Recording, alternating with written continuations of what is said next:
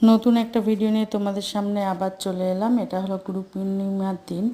গুরু পূর্ণিমার দিন আমার শ্বশুরবাড়িতে সমস্ত দেবদেবী এবং তার সাথে সাথে গুরু দেবের উদ্দেশ্যে আমরা ভোগ দিই।